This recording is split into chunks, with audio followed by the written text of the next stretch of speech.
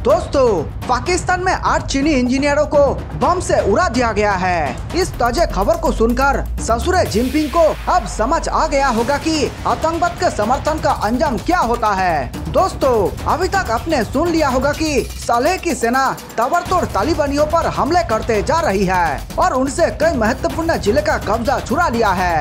अफगानी सेना एक बार फिर से बुलंदियों की ऊंचाई छूते नजर आ रही है।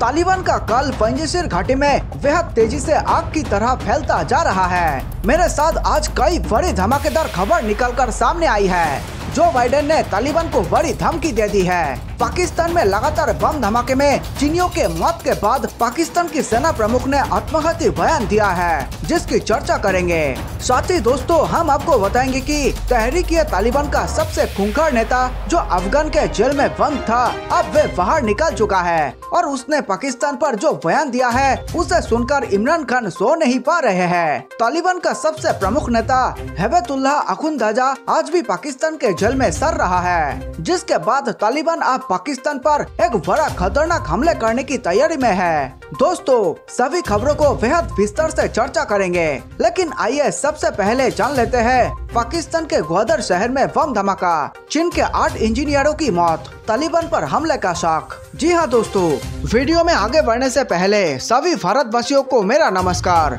देश प्रेमियों, वीडियो को लाइक करके आप 5 स्टार दे सकते हैं ताकि हम आपके लिए रोज ऐसे ही राष्ट्रहित में वीडियो लाया करें। दोस्तों, देश हित से जुड़े तमाम खबरों पर हम लगातार नजर बनाए हुए हैं, इसलिए चैनल को सब्सक्राइब करना ना भूलें और वीडियो को व्हाट्सएप, फेसबुक पर दोस्तों के साथ शेयर करके देश प्रेम को फैला दे। पाकिस्तान के बलूचिस्तान प्रांत में स्थित ग्वादर शहर में एक जोरदार बम धमाका हुआ है, जिसमें चीन की 8 इंजीनियरों की मौत हो गई। इस हादसे के पीछे तालिबान पर शक होने की बात कही जा रही है। हालांकि अभी तक किसी भी संगठन ने हमले की जिम्मेदारी नहीं ली है। ऐसे भी संभावना है कि हमला बलोच फाइटर ने किया है। पाकिस्तान में चीनी इंजीनियरों को निशाना बनाते हुए ये दूसरा बड़ा हमला किया गया है। इससे पहले चीनी इंजीनियरों पर ऊपरी कोहिस्तान जिले के दस्तू इलाके में हमला हुआ था। जिस बस में ये लोग बैठे थे उसे निशाना बनाया गया था, जिसमें कुल 13 लोगों की मौत हो गई। उनमें 9 चीनी नागरिक शामिल थे।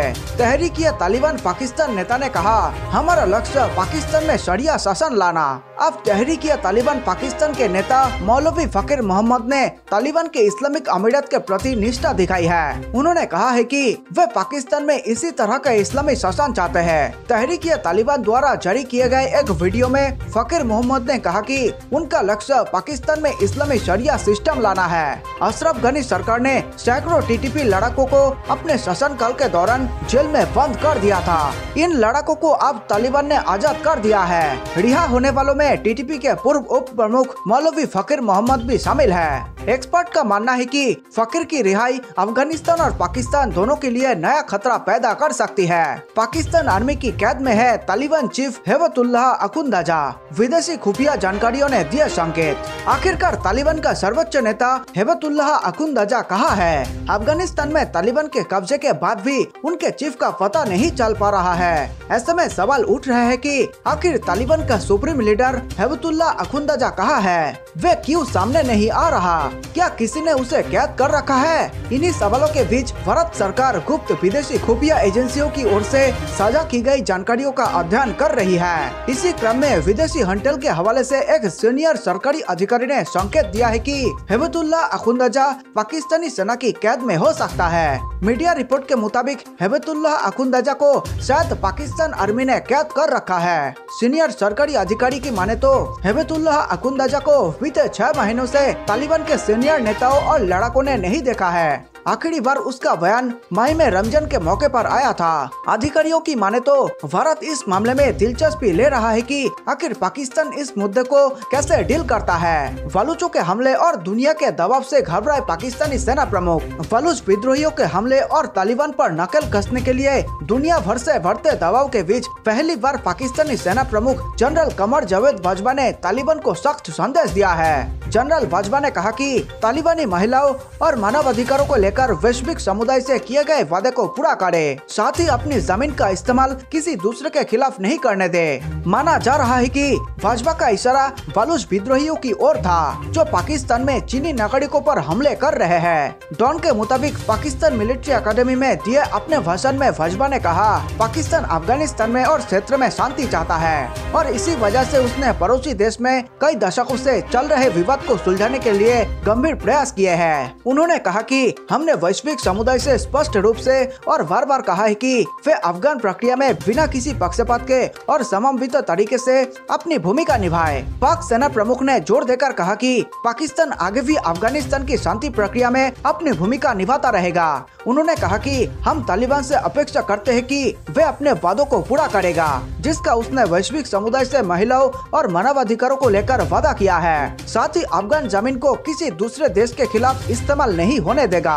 जनरल बाजवा इस दौरान कश्मीर का भी जिक्र करने से नहीं चुके। उन्होंने दावा किया कि कश्मीरी लोग मानवीय इतिहास में सबसे खराब सैन्य कब्जे का सामना कर रहे हैं। उन्होंने कहा, कश्मीरी लोगों के साथ पाकिस्तान हमेशा खड़ा रहेगा।